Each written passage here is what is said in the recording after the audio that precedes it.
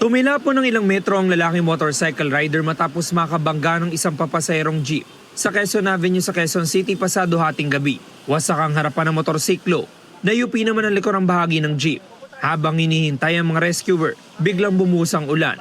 Pinagtulungan ng ilang napadaang concerned citizen na hawakan ng isang kapote para hindi mabasa ang rider.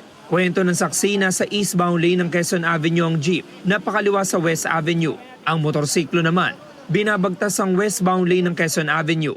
Umahabol tong motor na yellow light.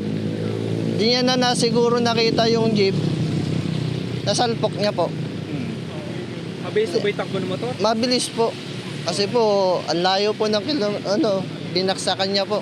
Gate ng jeep ni driver nakagaw na ang traffic light. Nagulat na lang daw siya na may kumalabog sa likuran ng jeep. Nasa gitna na ako, patawid na ako inaabot pa ako. Malakas po ba yung pagkakabangga? Malakas, halos laglag nga ang ang pitan Ang bilis, sobrang bilis. Hindi na nakuha na ng payag ang rider. Patuloy ang sinasagawang investigasyon ng QCPD Traffic Sector 1. Ito ang unang balita.